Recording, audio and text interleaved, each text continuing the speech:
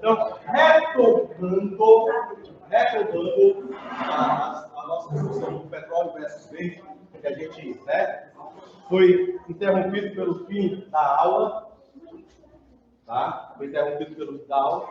Então, esmerra, vamos lá, retomando. Só para controle, tá, gente? Para quem não estava na aula passada, na segunda-feira, e não recebeu essa folhinha, está com essa folhinha agora, né, a gente estava discutindo, né, duas ideias diferentes, duas teorias diferentes sobre as mudanças climáticas. Tá? Que o aquecimento global é antropogênico, ou seja, nós estamos provocando esse aquecimento, e a outra, ele diz que esse aquecimento global ele é natural, tá? Ele não é antropogênico, ou seja, a gente não está influenciando nisso. Né? E aí, no fim do texto, tem alguns pontos de discussão, né? E aí a gente estava falando, exatamente quando a gente parou, né? Estava falando de petróleo versus verde, né? E só para controle, tá? Só para controle, gente, tá? Tem maluco que usa esse tipo de teoria do aquecimento global não antropogênico como desculpa para tentar fazer o que quiser no planeta. Não é essa a ideia, tá? Não é essa a ideia. Tipo, não, já que o homem não é responsável pelo aquecimento global, vamos tocar ficha, vamos desmatar, vamos poluir. Não é essa a ideia, tá? Não é essa a ideia. O desmatamento, a poluição tem outras implicações fora dessa teoria do aquecimento global, tá?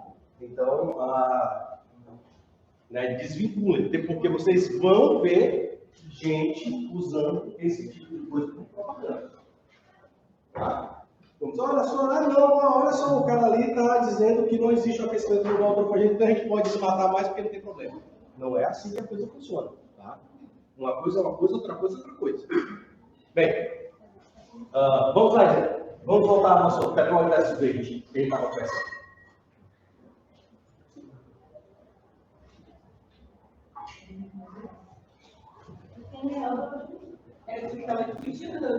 Era, petróleo versus verde. Sim, lembra? Sim, eu lembro. Pois é. Vamos, a gente está levantando alguns pontos. Vamos encerrar. Não precisa ser iniciar tudo de novo e tal. Eu acho. Faz uma conclusão, deixa eu pôr um quem e por quê. Olha aí. Eu acho. Tem maneiras mais. Bom, melhores para a natureza, sem ser o petróleo, que talvez até mais baratos.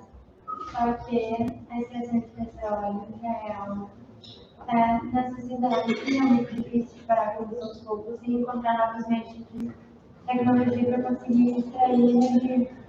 Tá bom. Alguém discorda da ideia?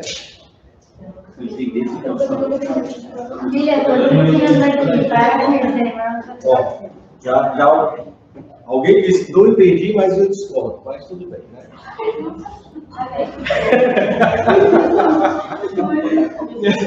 Só para ir contra você, tá vendo, velho? Senhor, falando sério, tem outras leis mais baratas, mas esse é mais rápido, mais fácil, já está introduzido, e não é isso.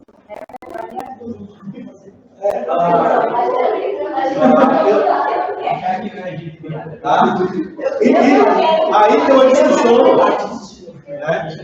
Aí tem uma discussão interessante, tá, gente? Né? Aí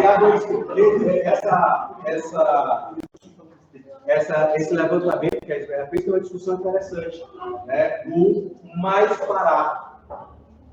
Né? O mais barato, os meios mais baratos. Mais barato o petróleo? Não, Não, a ideia diz que existem outros meios para a geração de energia que não seja através da exploração do petróleo. Tipo, sei lá, energia solar, aquelas baterias lá, digamos, muito complexas, elas são o dia inteiro. Com energia solar, seria caro, agora, não é próximo. Mas aí é uma hidrelétrica. Uma hidrelétrica. A gente bem mais. Sim, a construção, mas a longo prazo é melhor que melhor. Mas como é que vai dirigir carro? Tá, mas aqui no Brasil não tem, né? Essa é a questão da agricultura. Já está induzido o petróleo. Você vai se acostumar com isso. Tem um problema ao longo do tempo.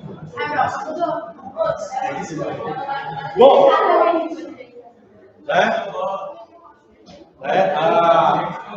a grande questão, né, aquilo que voltando, né, aquele encerramento que ele estava fazendo, com as colocações da Ivete, na aula passada, né, a grande questão é, num país do tamanho do Brasil, tá? Num país do tamanho do Brasil, a geração de energia eólica e energia solar é viável, e eu não estou dizendo assim, que não, você não tem como instalar de forma nenhuma, não é isso. Não é? Essa não é a questão, né? Como a gente falou na aula passada. Por exemplo, o Nordeste tem um nível de insolação brutal.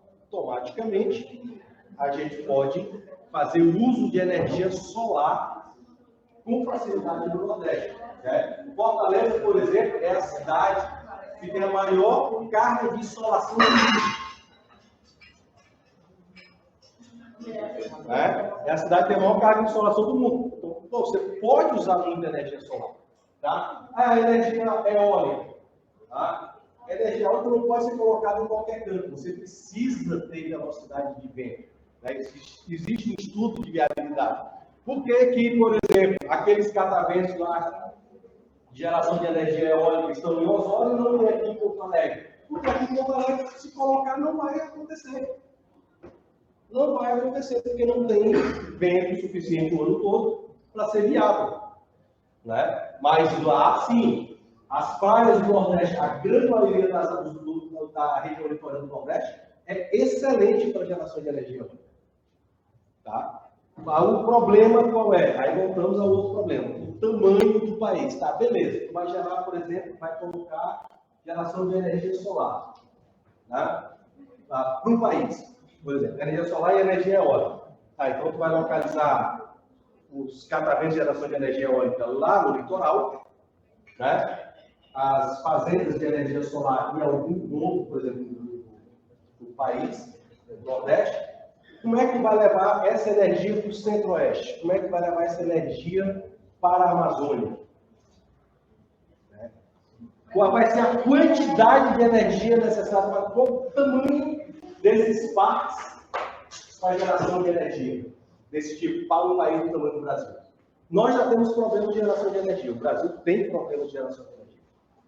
Nós não colapsamos porque a nossa indústria não cresceu como deveria ter crescido. Mas se a indústria crescesse como deveria crescer no Brasil, se tivessem ocorrido os investimentos corretos a longo prazo, né? Se o Estado, vamos assim dizer, tivesse auxiliado em projetos de desenvolvimento dessa indústria, tá? O Brasil já tinha colapsado energeticamente. A gente não tem energia suficiente. Tá? Então, nós temos que relacionar esses problemas, tá? Essa é uma das questões a serem levantadas. Poderia haver um investimento para cada pessoa ter prédio, ou casa, ter a própria placa solar. Alimentaria a casa. E aí, cada um. Tudo bem, o governo solicitaria energia elétrica, e ainda assim teria um meio de energia não, precisa ter. Está no lado, chove. Bom, uma saída interessante, né? Uma saída lógica. Aí, né, nós temos algumas coisas interessantes, né? Nós temos algumas coisas interessantes. Por exemplo, tá? a geração de energia solar residencial. Né? Você instala a geração da energia solar na sua residência. A princípio, quem é que está te fornecendo energia? O sol. Quem foi que pagou pelas baterias de energia solar? O que é que o Estado tem a ver com isso para taxar você pela sua geração de energia? Mínimo, né? Só que o Estado taxa. Aí o movimento de crescimento da energia solar no Brasil deu uma caída. Exatamente. Não tem o menor sentido. Seria uma coisa boa, né, se você retira isso e deixa o cara gerar energia. Né? Exatamente, é um impacto menor exatamente para o meio ambiente. Porque, por exemplo, quando você tem redução, de linhas de energia no Brasil, como a gente aconteceu, não sei se vocês prestaram atenção nisso, no ano passado, nós tivemos redução do volume de águas nas bacias hidrográficas do Brasil, que a gente vai falar mais adiante, né? E essa redução de águas automaticamente reduziu o volume de geração de energia hidrelétrica. O que é que o Brasil fez? Ligou as termoelétricas, queimou carvão para poder gerar energia complementar ao que estava faltando na energia hidrelétrica. Isso aí, o que imagina toda essa taxa que é incentiva para poder continuar coletando impostos? A luz. Então, a gente disse que não faz sentido falando que seria igual botar um rato-ratinho na janela e dizer que está produzindo energia porque o ratinho de uma geladeira. Ele não pode ser. Não, existem soluções interessantes, tá, gente? Assim, não é que não existam soluções interessantes, mas nós temos ainda, né? Outros problemas relacionados a isso, por exemplo, essa questão da dimensão do território brasileiro, porque a gente está falando de residência, né? Aqui cada um pode falar, mas aí você pensa o seguinte, e o parque industrial? Então a gente destinaria a geração de energia elétrica somente para abastecer um parque industrial, e aí todo mundo teria essa energia solar independente, né, reduzindo assim a necessidade de ampliação desse processo produtivo. E outra questão também que é muito caro para pessoas mais pobres instalar essas placas solares e faz manutenção, que a gente não tem solução. Tipo, é uma parcela muito pequena comparada ao Brasil. Assim, tipo, eu acho que para produzir energia sem depender do solar, tem que instalar a bateria e mesmo assim você vai ter que pagar taxa. Ou seja, hoje é praticamente impossível 10% da população do Brasil ter energia produzida para energia. Por isso que eu comentei de continuar sendo a boa de energia, porque quando investir para você trabalhar. Mas é que daí teria dois Então, quem não paga o custo da luz do sol. Só tirar um ponto do sol. Existe a taxa do sol. Existe a taxa do sol. A taxa do sol é literalmente a taxa do sol. É muito existe. É riscado, mas existe. Tá? Bem, né? Mas é exatamente, né? E isso, tá, gente? Né? E isso que nós estamos falando aqui, né? E a gente vai falar disso de novo mais adiante, né? Porque é conteúdo previsto a gente falar mais à frente dos recursos energéticos do Brasil, da matriz energética brasileira, tá? Isso que a gente está falando de Brasil. O Brasil, tá, gente, tem uma dependência da matriz petróleo muito pequena em relação aos outros países, tá? Porque uma coisa é matriz energética, outra coisa é matriz elétrica, são coisas diferentes. Parece a mesma coisa, mas não é, tá? A matriz elétrica brasileira, ela é dominada em torno de 70% pela energia hidrelétrica. A matriz energética brasileira, ela é dominada pelo petróleo, com mais ou menos 35% de porcentagem da produção de energia no Brasil. Tá? Aí parece esquisito, né, o que eu estou falando. Não veio de contrassenso, mas é porque essa energia, tá, gerada pela matriz petróleo não é só a energia elétrica. Né? Por exemplo, toda vez que você liga o carro que está funcionando a gasolina, é um motor de combustão interna que está gerando energia. Tá? Então, você tem esse percentual. O Brasil está muito bem na vida. Por quê? Porque a gente tem a hidrelétrica, que complementa uma grande parte dessa energia, e outras matrizes também. A matriz energética brasileira. Mas se você pega países da Europa, né, tem países da Europa que tem esse índice com 60% da dependência do petróleo. Né? Hã? Não, de petróleo. A matriz energética e cai na petróleo, na elétrica também. Porque esse pessoal, ou eles queimam petróleo e carvão para gerar energia, ou eles usam energia nuclear.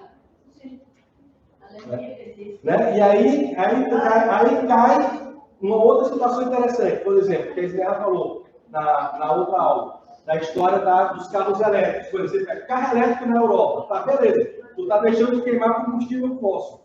Mas o que é que vai gerar energia para abastecer a cidade daquela cara? Aí o cara vai e liga termoelétrico, queimando carvão. Adiantou de alguma coisa? Não.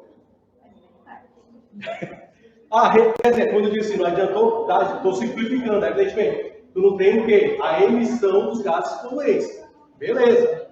Mas dos carros, né? Porque tu vai ter que gerar mais energia, talvez queimando mais carvão, mais petróleo, tu vai gerar tanto poluente quanto os carros que se movimentam na combustão interna. Então, é um jogo muito interessante esse, do petróleo versus verde, né? Que a coisa parece simples, mas não é tão simples. Mas a questão do investimento das nações, porque ela vai ser importante. Mas aí, Zé, aí nós caímos uma outra coisa interessante, que é o quê? Quando você pega, como o Robson comentou, as populações empobrecidas, você vai fazer o quê com aquela galera?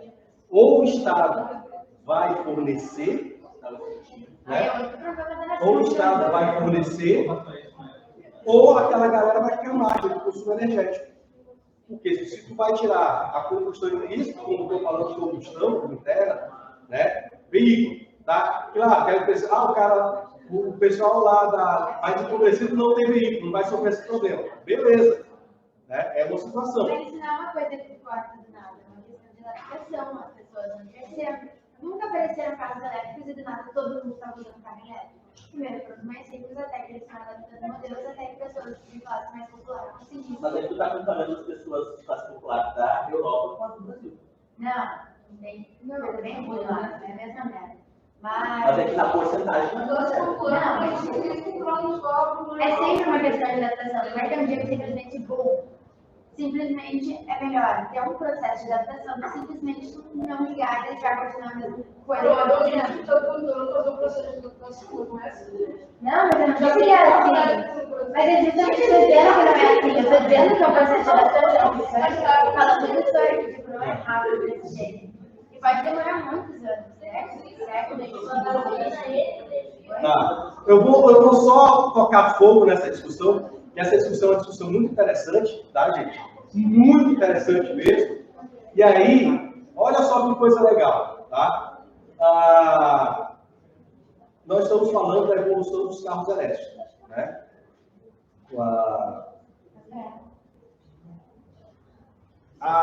Deixa eu ver. Nos anos 80, ou seja, há 40 anos atrás, tá? Há 40 anos atrás, houve a criação, claro, evidentemente, essa criação, né, precisava passar por todo um processo de testagem, evolução, adaptação, etc. e tal, né? A gente volta na discussão que a Isabela falou, tá, do domínio. Quer dizer, ela não falou exatamente sobre isso, mas foi isso que ela quis dizer, só não falou sobre isso, né? Mas estava embutido no coisa que é o domínio da indústria do petróleo, né? Sobre a economia mundial, né? As 7 irmãs, elas têm um peso muito forte na economia global, nas decisões, né? Mas um cara criou um motor movido a água. Vocês imaginam um motor movido a água? Ou seja, você não tem nem gasto para produzir bateria. Porque você já tem um motor. É uma adaptação do motor, só que ele vai ser alimentado com gasolina, ele vai ser alimentado com água. Por que isso não foi para frente? Porque não tem interesse. A indústria do petróleo, juntamente com a indústria automobilística, não tem interesse nisso. Imagina, é só fazer uma adaptação pequena no motor, tu não precisa fazer toda a troca esquemática, que o carro elétrico é isso, né? Tu tem que criar tudo novo para ir, né, vender um negócio novo bem caro. Esse outro não seria esse caso. Outra coisa que se relaciona com isso é que o Brasil, assim como quando começou os carros elétricos, que são, eu não sei, sem conhecimento, se alguma coisa do Brasil, mas a maioria é importada, o próprio Brasil tem cada vez taxado mais para impedir que os carros elétricos se tornem mais populares no Brasil, para proteger as indústrias brasileiras. Isso que é muito forte. Então, também eu fico muito contente que o próprio Brasil está barrando esse avanço. As coisas não são assim desde sempre. É questão de incentivar, projetos de incentivo e também facilitar o acesso a essas coisas. Isso é uma coisa muito presente no Brasil, porque não facilita muito o acesso também, sabe? Ele está facilitando a indústria que já existe no Brasil, não facilitando as pessoas. Não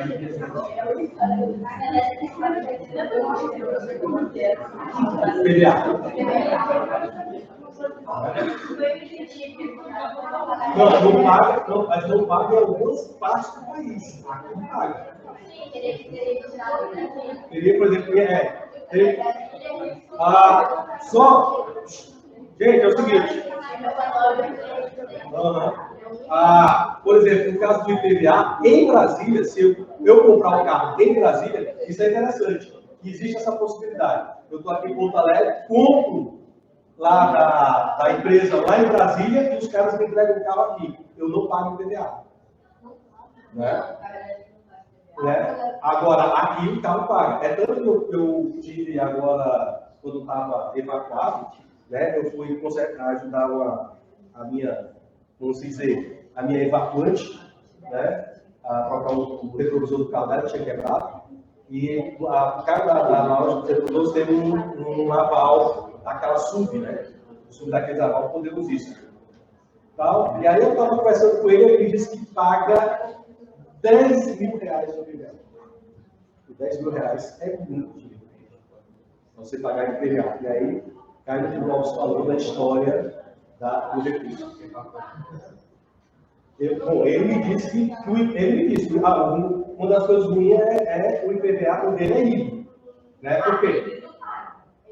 Né? O dele é híbrido porque ele precisa se deslocar, às vezes, longa distância. E aí tem um limite que aí é outro problema. Né? Que é o carro só tem autonomia de 170 km.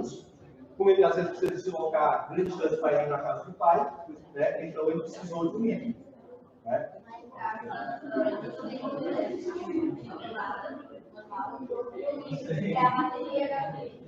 Uma das opções que a gente está falando aqui é falar da nova e a gente tem que comprar uma energia barata para fazer o carro com energia elétrica. Mas não garante que a bateria não. Agora, não precisa mais todo mundo falar. Quem não tiver versões, vai ter que ter em casa, desde 2018.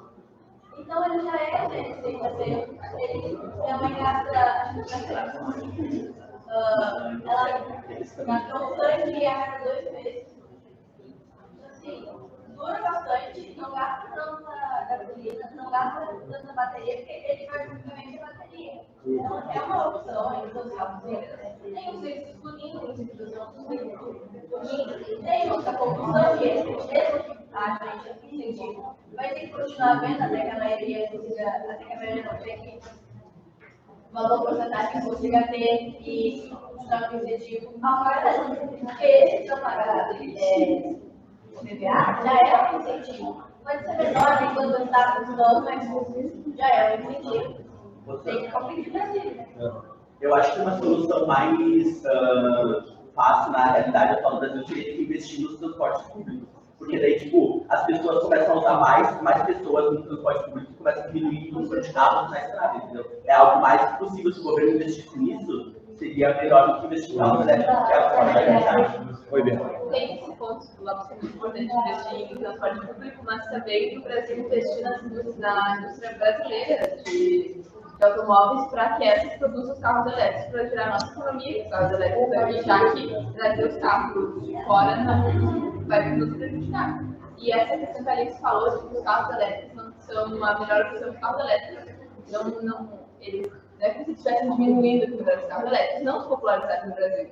100% elétrico, é impossível, não tem carregador nas estradas, não é uma coisa acessível, as pessoas não tem capacidade das pessoas usarem os híbridos que estão começando. A 100% elétrico é impossível usar praticamente no Brasil, porque as pessoas, poucos que têm, vão ter na sua casa, não é como se estivessem por aí pela rua assim.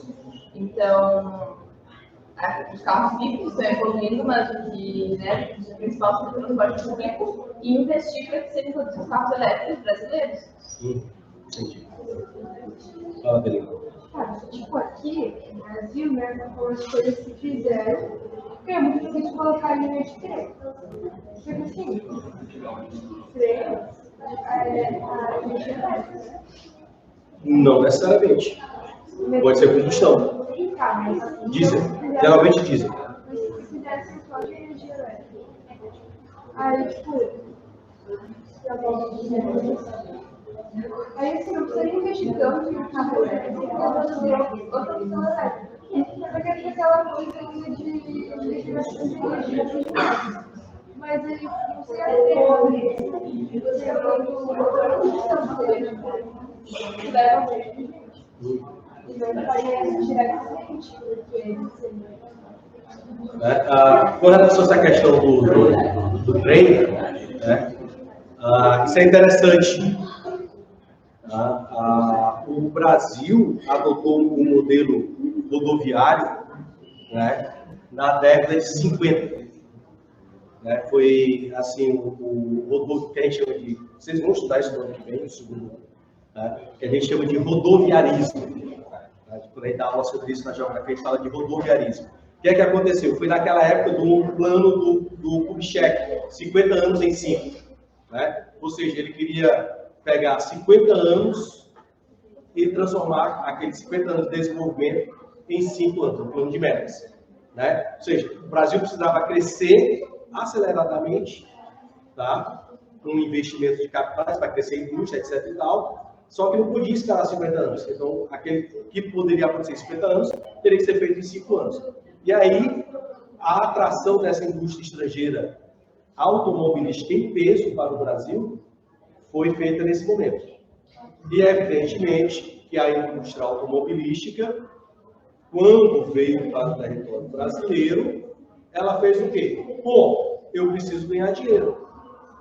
Como é que eu vou ganhar mais dinheiro ainda, além de vender meus carros? É se eu começar também a fazer os deslocamentos a longa distância. Aí você mata o trem, o transporte ferroviário, e transforma o Brasil num país com estradas gigantescas que cortam o país. Vocês vão estudar isso também no ano que vem, por exemplo, as BRs. Vocês já pensaram, vocês se dão conta que as BRs têm números, né? Vocês já prestaram atenção nisso? A BR-101, 116, 090, 300 não sei quanto, 200 não sei quanto, tal. Esses números, eles não são números aleatórios, tá, gente? Então, por exemplo, as BRs que saem a partir de Brasília, elas são as BRs que vão do número 1 até o 99. A mais famosa é a 090, né, que vai em direção a Belém-Brasília, que vai em direção à Amazônia.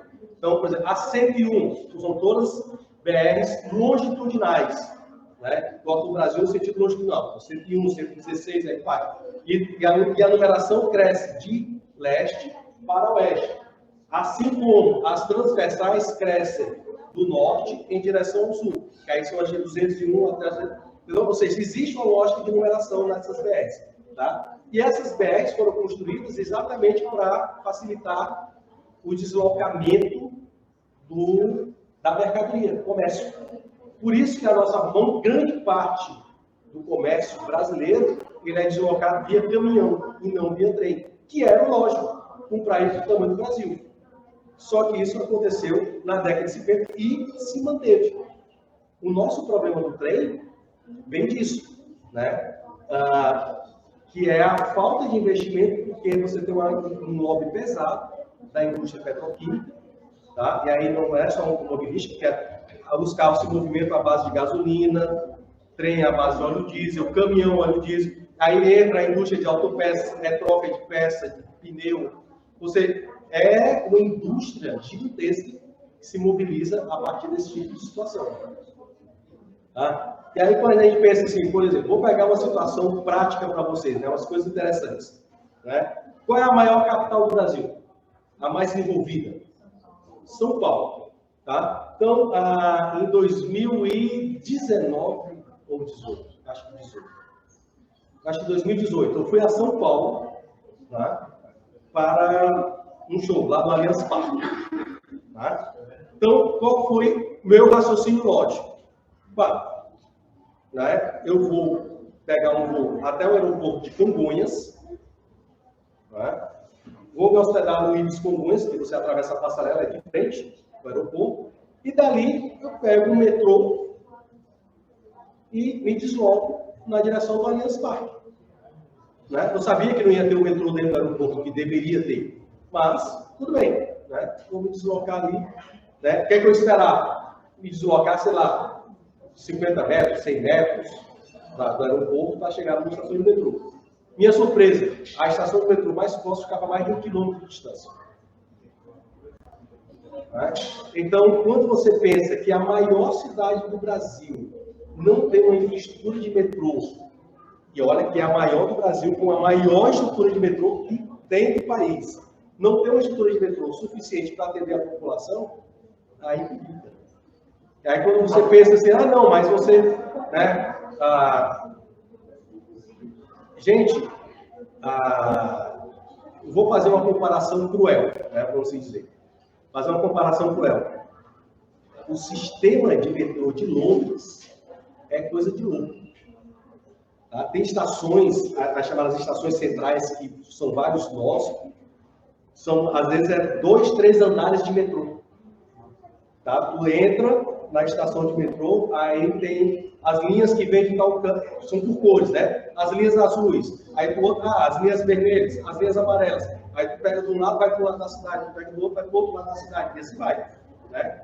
E aí, evidentemente, você está dizendo, mas você está comparando um país rico, desenvolvido, com o Brasil. Beleza, com mesmo, tá? Mas se a gente pensar que o primeiro metrô da América do Sul ou da América Latina foi criado em Buenos Aires no início dos anos 20, em 1900, né? E São Paulo é muito maior do que Buenos Aires, e só passou a ter metrô depois da década de 70, a gente tem uma coisa de errado dentro do Brasil. Tá? A gente tem uma coisa de errado no Brasil, com relação às políticas de transporte público. Né? Porto Alegre, por que Porto Alegre não tem um metrô eficiente? Né? Quem não conhece aqui aquele trenzinho lá que fica lá em frente à Câmara dos Vereadores, que quando eu cheguei aqui em Porto Alegre, aquilo ali estava ali. Projeto para ter um trem de superfície que passasse por determinada parte da cidade, para exatamente reduzir o volume de uso, né, de veículos, de ônibus, etc. e tal. Por que aquele projeto não foi adiante? Ou se eu cheguei aqui nos anos 2000, já aquilo já estava abandonado, eu não sei nem de quando é que é aquele projeto. Né? Não, o daqui, da Câmara. Sim, mas aquele ali só vai do aeroporto até a estação ali primeiro, ali do ladinho. Poderia ter um negócio maior. Entendeu? É isso que eu estou dizendo. Quando eu cheguei aqui, aquilo ali já existia aquele projeto. Está lá abandonado, está só a estrutura. Por isso que eu cheguei aqui em 2002. Né? Ou seja, eu tenho 22 anos só de Porto Alegre. Imagina quanto tempo aquele projeto foi pensado e foi abandonado. Poderia ter sido uma solução num momento em que a cidade não estava do tamanho que está hoje em dia, com a quantidade de veículos circulando que se tem. Né? seria uma solução, né? Reduzir essas necessidades. Hã? Já está me cobrando aí. Tá bom, quer me ver pelas costas? Mas eu volto, viu, Fé? Eu volto. Daqui a pouco.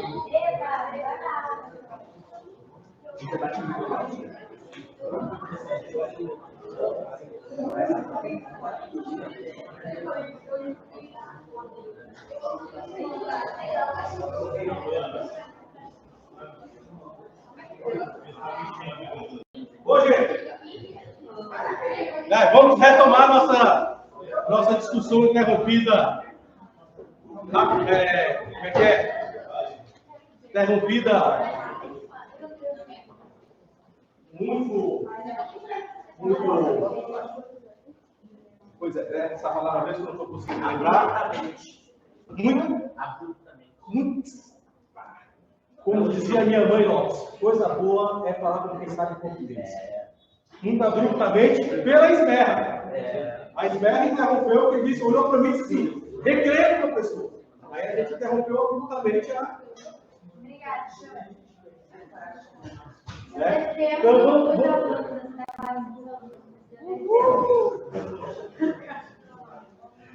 então, né? Então, nós estávamos discutindo a questão do transporte, né?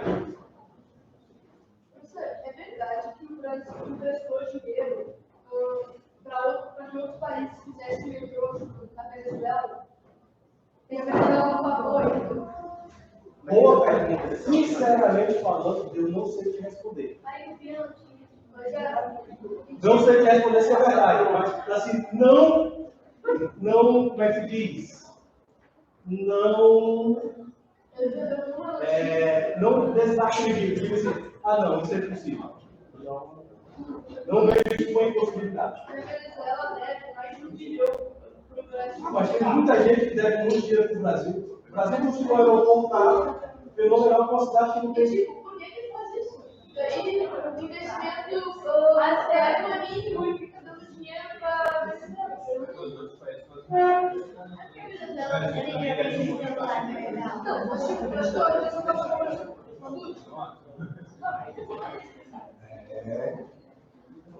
Né?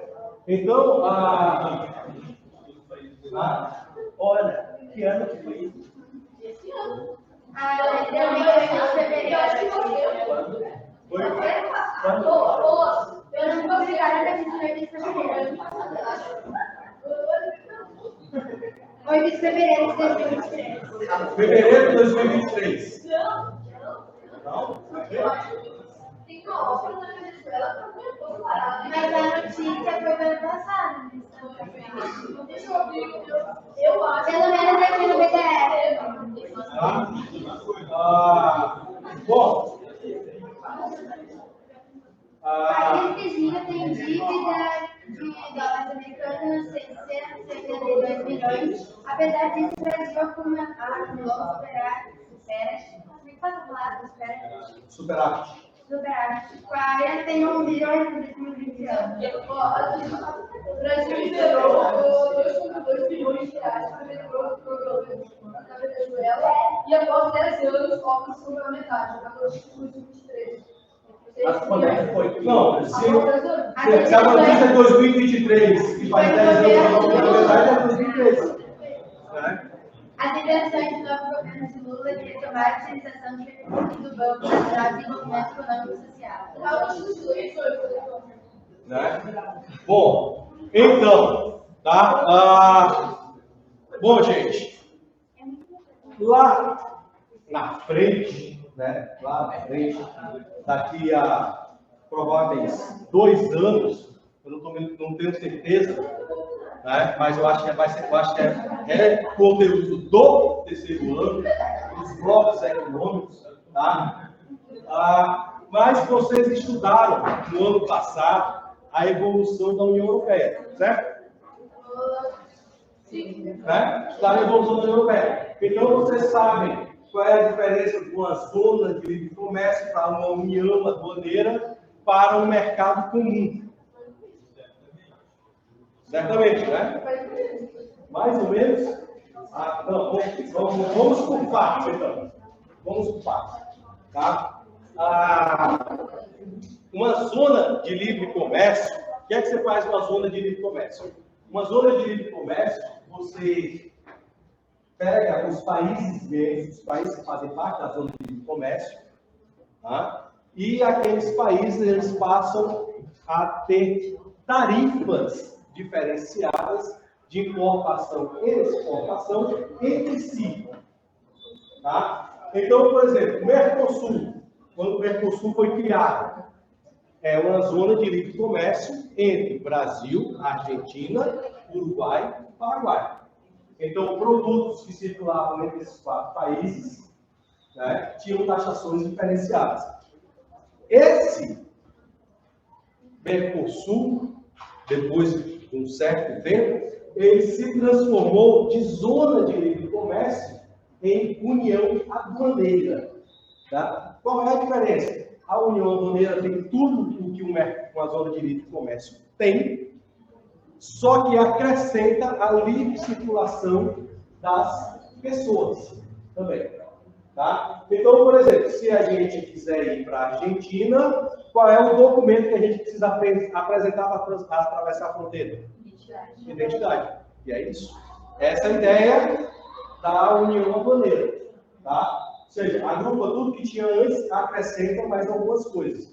Né? Começa essa circulação mais livre entre a população, etc. E tal. Tá? O mercado comum, ou a união econômica, que o Europeu chegou lá adiante, né? Pega tudo isso e joga mais alguma coisa em cima, que é o quê? É a criação da moeda única. Tá? Então,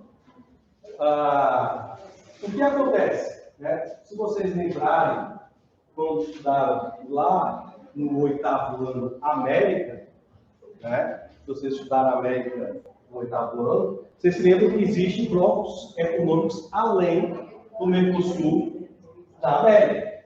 Tá? Então, foi criado um projeto, né? Esse projeto derivou na criação do bloco econômico de toda a América do Sul, que é a Unasul, União das Américas do Sul. A ideia, igualzinho à União Europeia, criar uma moeda única, um banco supranacional, tá? da América para isso. Tá? Claro que entre você planejar a coisa e conseguir executar, existe um espaço interessante. No caso da União Europeia, o que é que aconteceu? Você tinha 3 grandes motores econômicos, né? Que no caso a Alemanha, a Inglaterra e a França, para bancar economicamente o desenvolvimento de outros países que estavam numa linha um pouco mais abaixo, para deixar mais ou menos todo mundo meio que equilibrado para poder implantar uma moeda única. Porque o que acontece? Vocês imaginem, tá, essa situação na América do Sul. Aí você tem uma economia do tamanho da economia brasileira, que é uma das maiores economias do mundo, tá? Com, por exemplo, a Guiana. Né? Complica, porque se os caras têm uma economia bem menor, né? E estão ganhando na mesma moeda que a gente está ganhando, ou seja, equivalência econômica. Tá? Qual é a tendência do comércio, ou seja, das pessoas que moram lá, começarem a consumir produtos daqui? Isso é um problema, por quê? Porque se começa a consumir os produtos somente do lado de cá da fronteira, a indústria e o comércio do lado de lá da fronteira não se desenvolvem. Então, tu tem que ter que dar uma equilibrada por isso. Vocês, hoje em dia, ainda hoje em dia, apesar de já fazer um certo tempo, não escutam falar tanto na Unasul, mas ela existe, tá? Ela existe. Né? Nem seja só no papel, em alguns projetos. Bom, por que eu estou falando disso? Tá? Porque esse Mercosul, né? Esse Mercosul, que o nome é Mercado Comum do Cone Sul, ou seja, o Cone Sul, Brasil, Argentina, Uruguai e Paraguai, né? Acabou acrescentando a Venezuela. Então, a Venezuela faz parte do Mercosul. faz parte do bloco econômico União Aduaneira do Mercosul, a Venezuela. Tá? Existem outros países que fazem parte do Mercosul, não como União Aduaneira. São o que a gente chama de países associados, que fazem parte do Mercosul como zona de livre comércio, que é como o Mercosul se iniciou. Então, Chile, Bolívia, Colômbia, são países que estão alinhados ao Mercosul, mas não têm que cumprir todas as obrigações que os outros países membros efetivos têm que cumprir. Fala, Só voltando um pouco na discussão que a Ana falou sobre o Brasil ter feito empréstimo para a Venezuela, né? Segundo a notícia que ela leu, foram 10 anos antes de 2013, então ali por 2013, né? Antes de 2023, antes de 2013. Foi? ela corrigiu para 2018. Então são 10 anos antes de 2013. A princípio, se ele fala, se na reportagem ele fala 10 anos depois, a lógica é essa, né? Não, olha a notícia que é no outro, eu acho que é. Sim, tudo bem. Mas é que nessa época, tipo, até 2014, a Venezuela ainda não tinha entrado numa crise econômica tão forte assim. Então, tipo, não tinha como o governo federal prever que eles não iam. Eu acho que até hoje tem. Na Venezuela, sim. Acho que até hoje no Brasil. Não, Venezuela não tem mesmo. aproximação. Importante no mercado mundial, por causa do petróleo. Sim, com certeza, mas ela também, mesmo sendo importante economicamente, ela sempre teve problemas. Mas a Venezuela já tem metrô, como eles falam, ela quebrou uns 40 anos. Principalmente em Metrô tem problema. lá, Caracas. Né? Porque isso era muito desenvolvido pra época. Então, nós temos, tá? E aí, né, por que eu estou falando isso tudo? Porque dentro de uma lógica da criação de um bloco econômico, nos padrões da União Europeia para a América do Sul, a Unasul, né, existe a necessidade de você auxiliar o desenvolvimento de outros países. Né? No caso do Brasil, por exemplo, que tem a maior economia, auxiliar os países que têm uma economia menor. E aí, voltando, né, fazendo um gancho com o que o Lopes acabou de comentar, a Venezuela tem uma das maiores reservas de petróleo do mundo. Claro? Então, você auxiliar a Venezuela a se desenvolver e isso se transformar numa contrapartida para o desenvolvimento da União da América do Sul, é interessante. Como existem obras, por exemplo, de construção de meios de transporte que liguem o Brasil ao Pacífico, né? Ligando ao Porto de Lima. Ou seja, ao invés de você, por exemplo, ter que sair daqui do Brasil com um produto, né? Circular ou o cabo lá embaixo, ou atravessar o canal do Panamá, você teria uma saída direta pelo Pacífico. Assim como quem está lá do lado do Pacífico poderia ter uma saída direta pelo Atlântico, aproveitando os pontos brasileiros. Né? São, como é que se diz, projetos estratégicos muito interessantes. O problema, né, mais uma vez, é colocar isso em prática. Tá? Né? E vamos! Tá? E aí, o que acontece? Você tem, né, dentro dessa perspectiva, certa justificativa, não estou dizendo aqui que é correto, mas você tem uma justificativa para esse tipo de investimento. Porque o Brasil, né, emprestou dinheiro e tal, se a gente não tem aqui, né, tem uma certa justificativa. Apesar de que se a gente pensar que se a gente não tem, seria interessante a gente investir primeiro para a gente ter, pelo menos. Né? Mas, né, o governo federal, por exemplo, não pode impor ao governo do Rio Grande do Sul a construção do metrô. Nem a prefeitura de Porto Alegre. Né? Isso aí é intervenção estatal. Então, o governo pode até dizer, olha, eu te empresto dinheiro para tu construir. Por que o governo do Estado não fazer? Alguém sabe? Razões, por exemplo. Não, eu estou falando assim, o que acontece? Existiu essa. Porque a gente está falando hipoteticamente, eu não sei se isso aconteceu. Né? O governo federal disse para o governo estadual e para o municipal: ó, a gente, se vocês quiserem construir o metrô, a gente banca. Né? E aí o Estado não respondeu. Não sei se aconteceu isso. Entendeu? Mas o que eu estou dizendo é o seguinte, é que o governo não pode impor, o federal não pode impor. Né? Isso é intervenção, não pode. Tá? Então existe o quê? Uma necessidade de mobilização. Só para vocês terem ideia, né? Lá em Fortaleza, tá? Vocês imaginem o problema de trânsito de Porto Alegre. Vocês vivem isso no dia a dia. Imagina o problema de trânsito de Porto Alegre. Porto Alegre tem aproximadamente 1,5 milhão de habitantes. Aí vocês pensem nisso, né, jogando para Fortaleza, que tem 2,5 milhões de habitantes.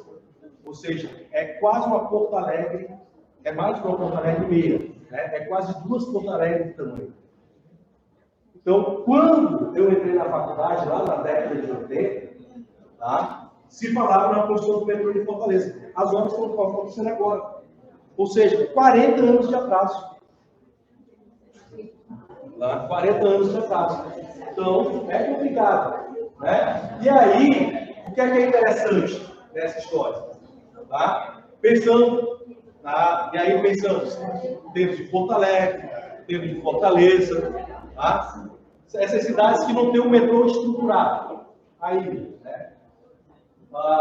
Aí a gente vai pensar, não, mas isso não aconteceu porque, né, vamos polemizar. Né? Isso não aconteceu porque os governos eram governos de direita. Não. Porque passaram governos de direita e passaram governos de esquerda, nesses 40 anos, nas suas cidades.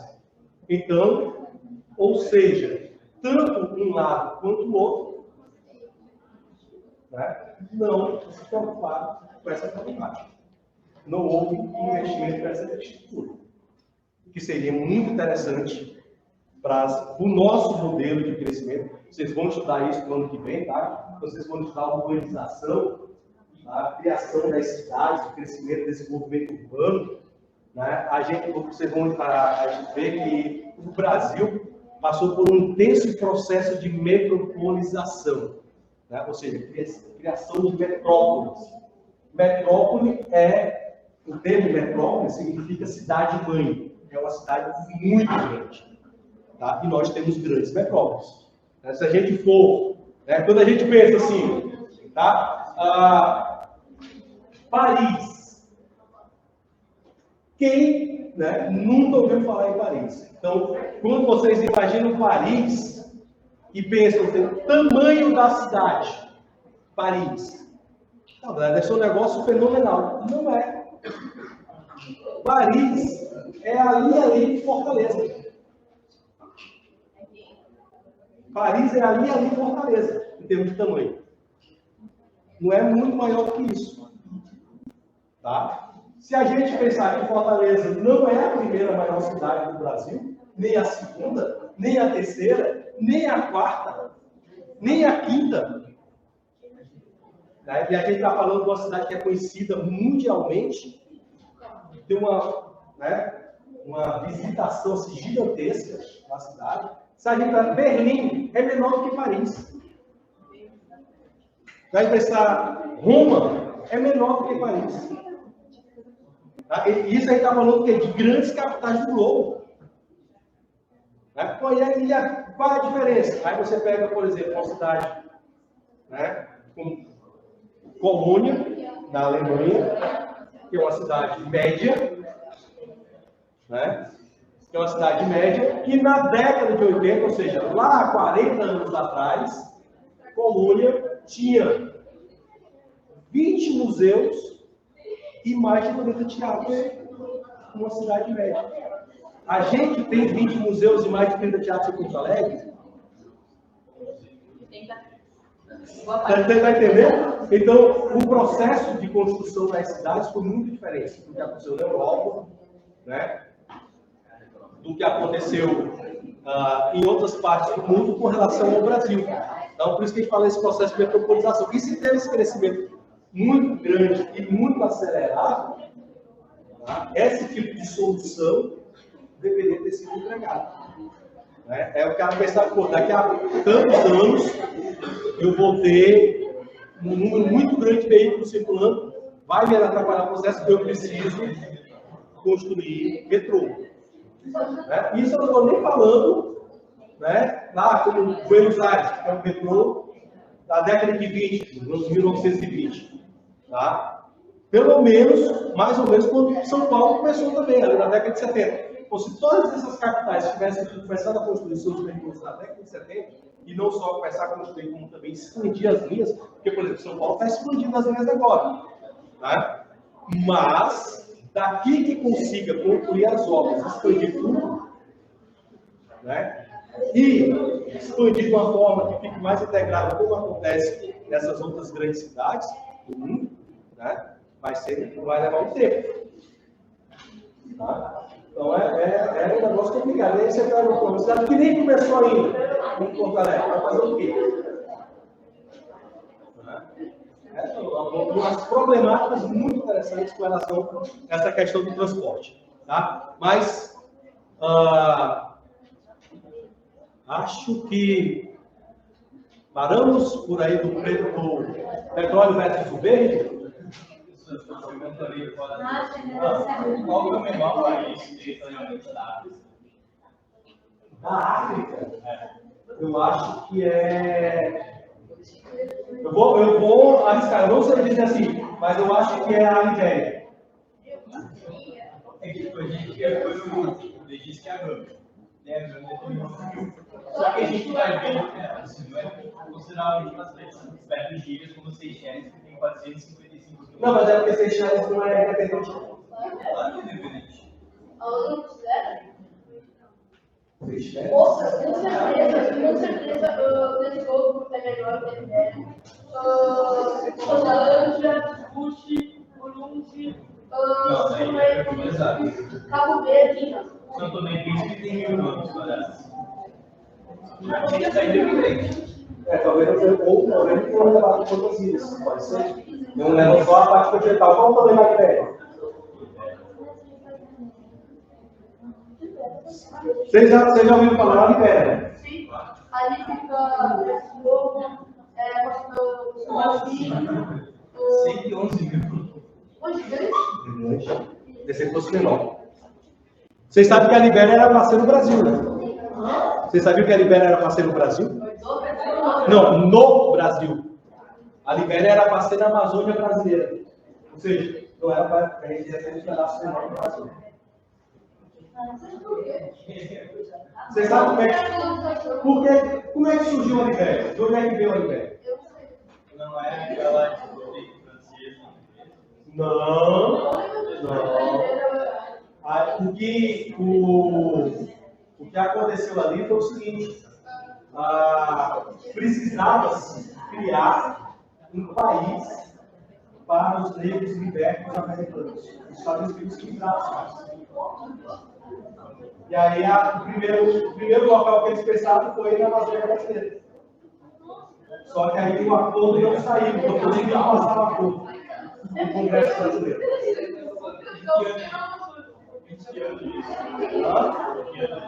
Ali, final do século, as negociações, no final do século XIX e no século XX. Porque não conseguiu fazer no Brasil. Não, aí eu acho que pegou um pedaço de dois territórios ali, porque aí entra, tá? Aí entra o capital, né? Deve ter sido na Guiné,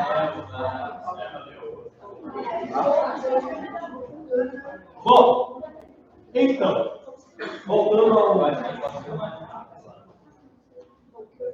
voltando à nossa discussão. E aí, Smith, quer acrescentar mais alguma coisa? Não? Tem certeza? Tá. Então, depois do petróleo versus verde,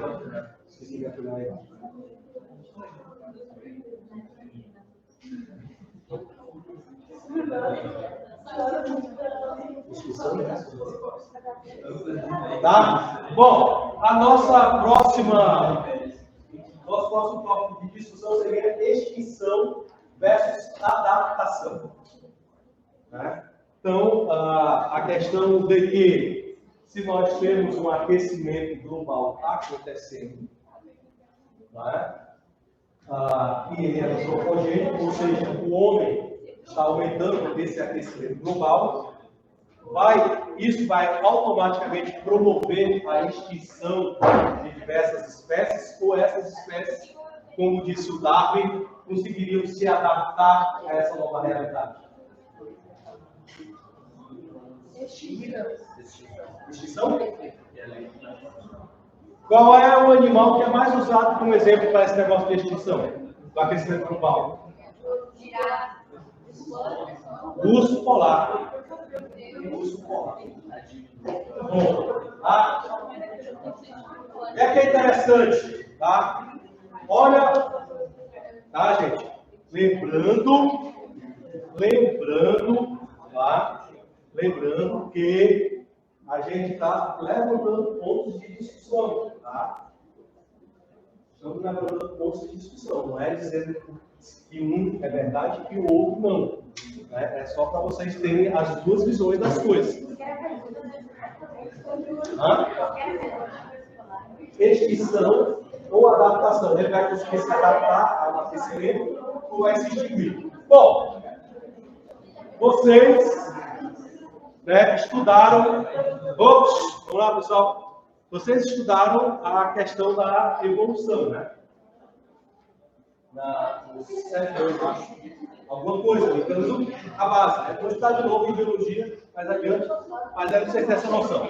Então vocês sabem que o Darwin, né, criou a teoria da evolução, etc. E tal. Então, os bichinhos, eles se adaptaram ao longo do tempo, né? E essa adaptação levou muito tempo, certo? Muito tempo mesmo. E aí nós temos a seguinte situação. Há mais ou menos, tá? Há mais ou menos 12 mil anos atrás, a Terra estava mais quente do que ela está agora.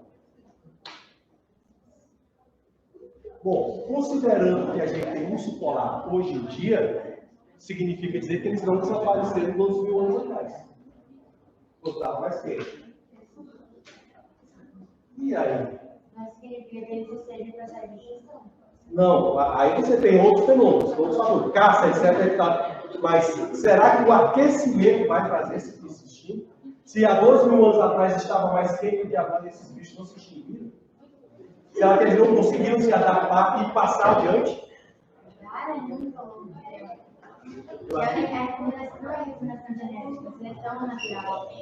E animais que já são animais que eram diferentes e conseguem se adaptar às medidas. Só quando eles têm que começar eles vão ficar com os animais que também começaram isso, porque eles eram diferentes se adaptarem tudo.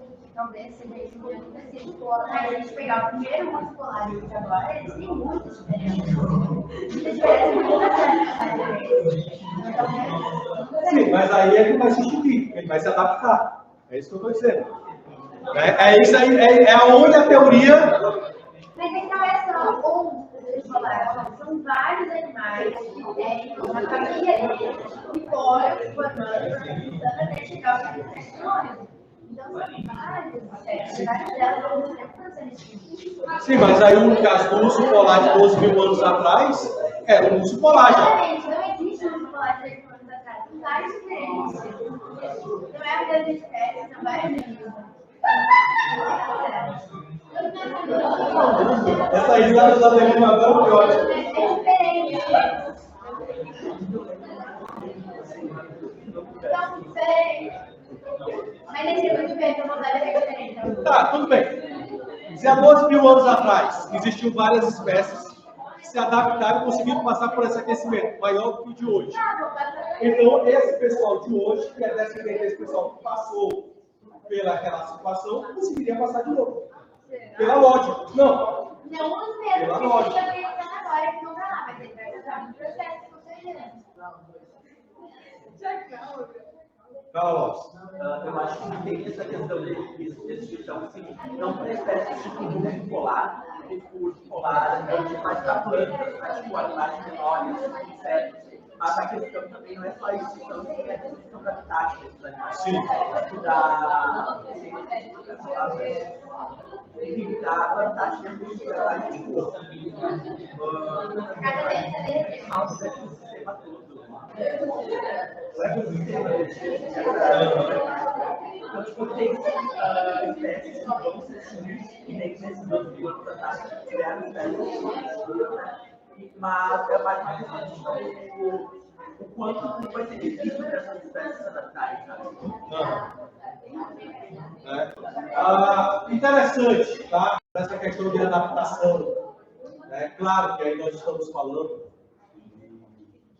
de produção agrícola, e aí é um pouco diferente, né? Não é, vamos dizer, uma adaptação natural, né?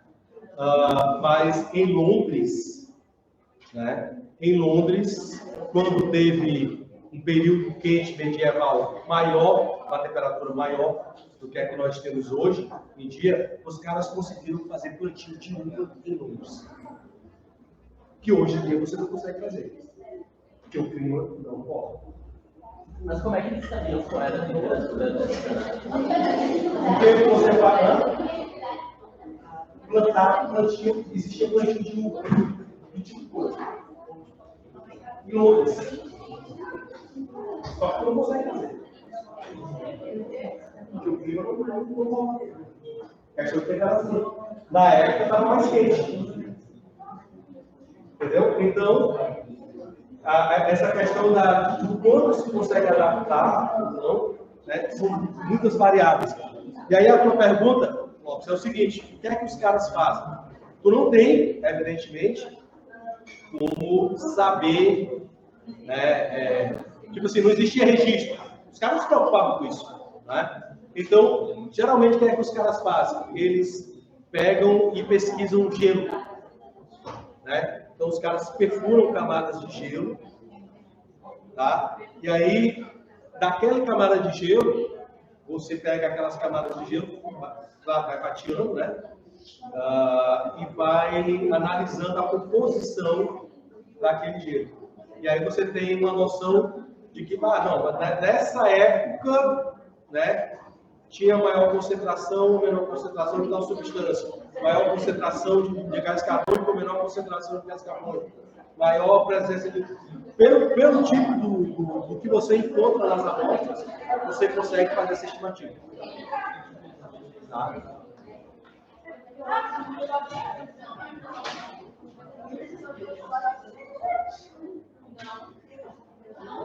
Tá? Bom, e a nosso último ponto de discussão é se nós devemos nos preocupar com o meio ambiente ou se nós devemos, né, liberar o capitalismo direto. Cada um, né, tem que ganhar dinheiro da melhor forma que puder.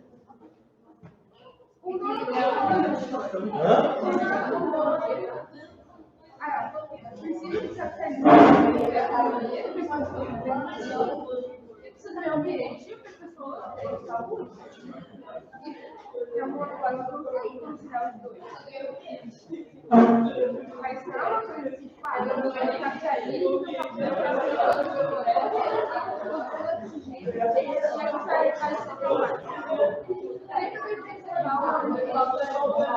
Pessoal, vamos lá. Estamos tentando ouvir a Adelina. Preservar o meio ambiente, não fosse isso, seria populações convidadas que vivem assim. Mas não daria para aplicar isso em tudo. Então, o meio ambiente tem que ser preservado de uma forma que não alterasse a economia de maneira Essa é uma discussão muito interessante, tá? Essa é uma discussão muito interessante. Porque, né, quando você coloca esse contraste, né, meio ambiente e capitalismo, aí a primeira impressão que passa é o quê? Bom, se eu tirar esse outro fator, que é capitalismo, esse fator aqui, meio ambiente, vai ficar ok. Mas nenhum país socialista preservou o meio ambiente como não fosse país capitalista. Ou seja, todo mundo detonou geral. Né? Todo mundo detonou geral. Então, tanto faz que seja capitalista. Bom, vocês com certeza viram isso do ano passado, quando estudaram a China, que a China já foi o maior poluidor do mundo, há pouco tempo atrás, depois do crescimento econômico. Né? Então, essa relação meio ambiente capitalismo versus capitalismo, tem que se entender que capitalismo está se falando. A ideia que passa que a várias universidades capitalismo. Por exemplo, na Europa, a maior parte do desenvolvimento foi da industrial, lá na época quando a gente tinha Então, nós temos, tá, uma série de situações interessantes. Tá? Evidentemente, tá, gente? Evidentemente, como a gente falou aí no pouco, né, lá no primeiro tempo de aula, não é aquela história, pessoal, tá? Não é aquela história de, vou liberar tudo. Tá? Não, o homem não interfere no aquecimento global, então está liberado desmatamento, poluição, etc. Não é essa a ideia. Né? Não é essa a ideia. Tá? Então, esse capitalismo, tá? Esse capitalismo, ele tem que ser regrado, ele tem que ser controlado, sim. Tá? Se você não fizer determinadas regras, a desregulação, né, do capitalismo já gerou crises muito grandes no mundo. Tá? Então, existe uma necessidade, né, de controlar essa exploração econômica. Né? Vocês, com certeza, já ouviram falar uma palavrinha mágica, que hoje em dia, agora que eu me dei conta, que hoje em dia já não é tão usual. Caiu, ou seja, saiu de moda. Né? Que é o tal do desenvolvimento sustentável. Né? Não se fala mais de desenvolvimento sustentável, agora eu me dei conta nisso. Que é o quê? É você promover esse crescimento econômico, né, sem agredir profundamente o ambiente. Porque a agressão, de alguma forma, vai ter. Não tem o que fazer. Por exemplo, né, a Ismerra comentou lá na outra aula, né, falou hoje de novo, com relação à questão da hidrelétrica. Né? Tá, tudo bem. A hidrelétrica, ela não vai emitir gás carbônico na atmosfera.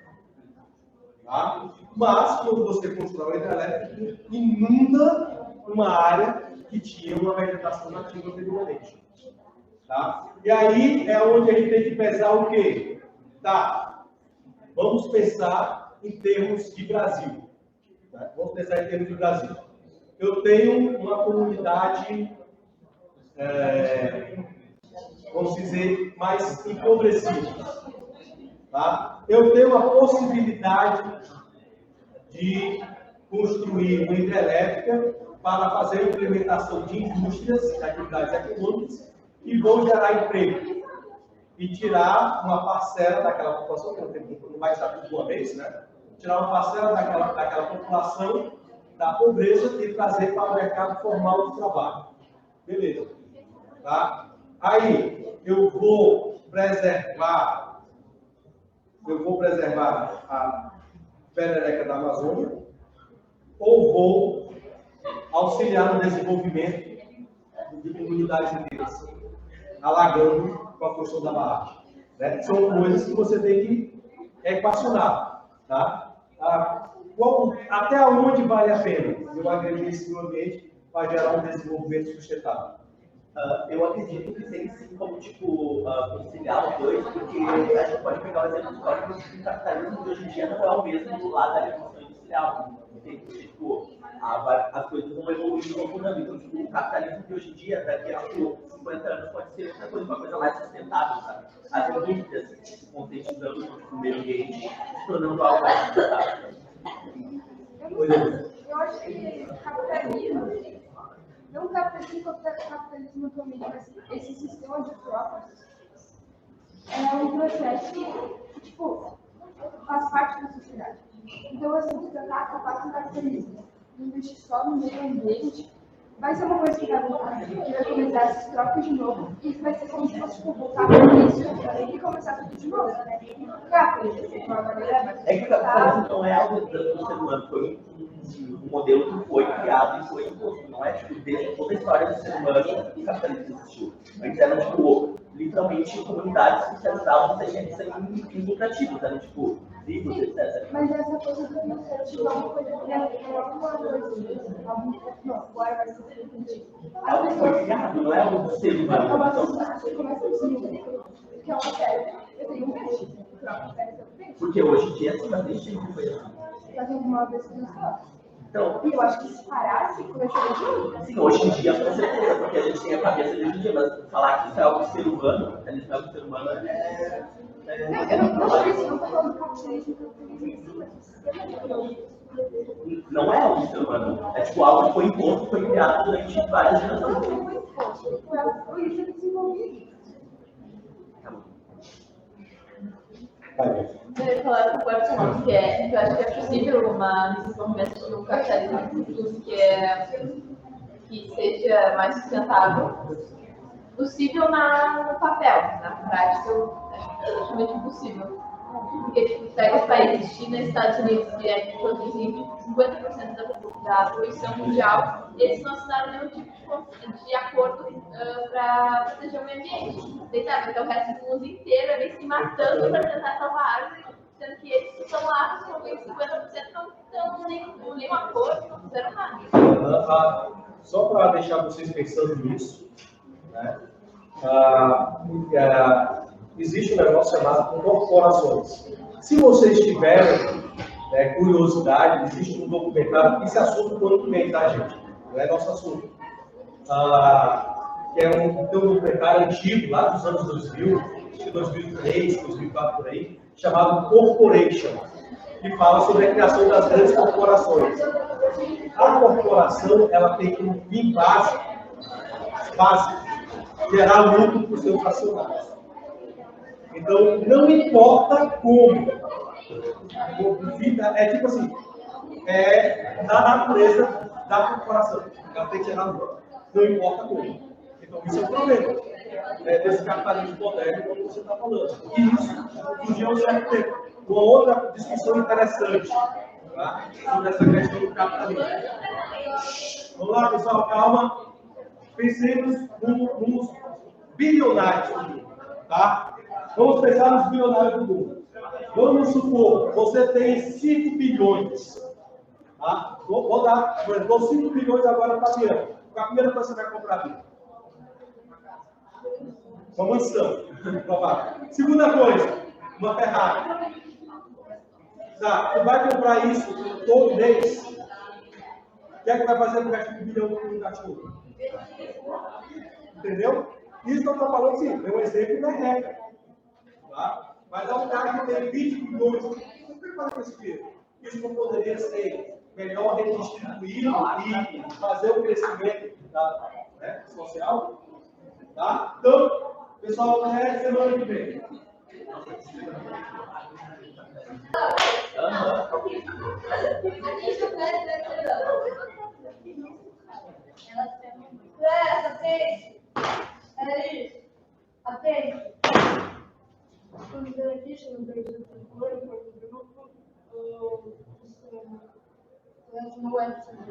Ready for class.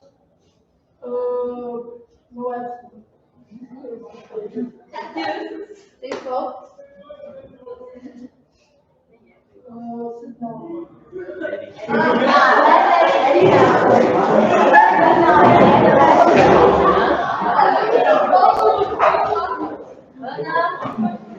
Take a deep breath. Who are the actresses? Take a deep breath.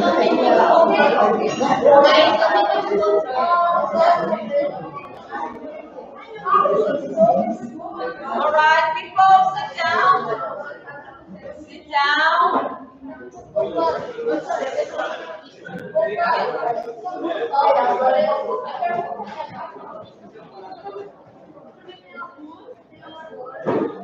Okay, people, I have 3 pieces of news for you. 2 pieces of bad news and 1 piece of good news.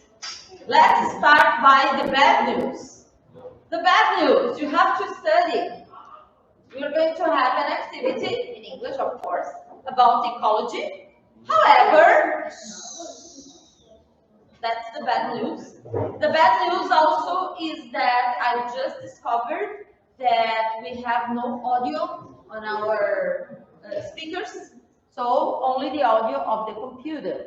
However, the good news is that we're going to watch a movie, and, well, there is practically no audio, but there are subtitles. So you'll have to watch the movie with the subtitles because it will be difficult for you to listen to it.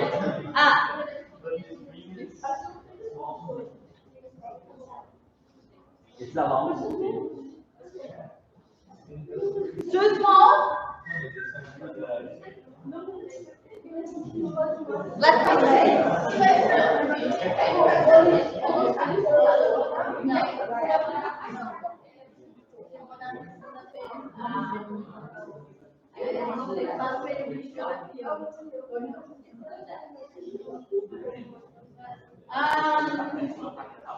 People, I'm sorry, but hey, I know this is difficult for you.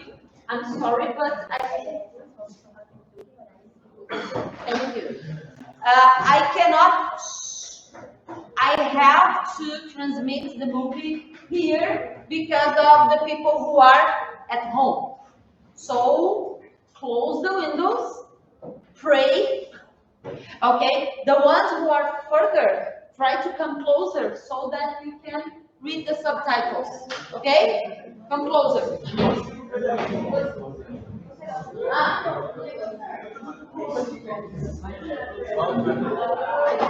You will discover in a minute.